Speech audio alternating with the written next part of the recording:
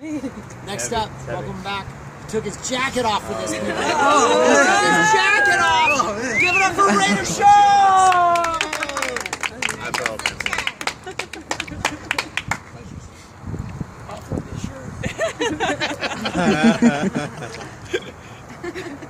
Uh-oh, he got the Oakland shirt on. I've had more than my fair share of Irish kisses. And like a first day relapsing alky, I kept begging for more. Clinging on the lingering love-laced liquor drops so that I would never forget what it was like to be embraced at 2 in the morning.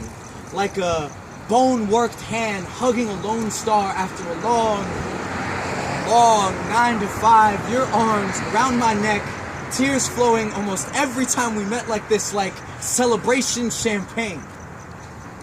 And even when those kisses got me so punch drunk I'd pass out the second you left the room, I never forgot our rendezvous. I was never addicted, because that would imply that there was a point in time when I thought I needed to stop. And I've already heard all the lectures about 12 steps that can help me kick any bad habit, but Mom, you don't have to worry about me taking any recovery road that leads away from home because of swaying. Seeing double and falling flat on my face is the only way to make it down on memory lane, then I wouldn't want to have it any other way.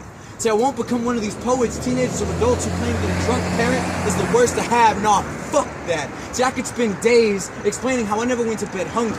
Could spend weeks explaining how you sacrificed weeks of vacation time to make sure there was more than just a roof over my head or a bed for me to sleep in, and it could take months. Explaining how you raised me right, even if at times it hurt you more than it did me, and there aren't enough years in eternity for me to broadcast every memory I have to prove beyond the shadow of a doubt that you would happily march Tiananmen Square style in front of any threat brave enough to test a protective mother, but I won't waste the time. I'll just understand.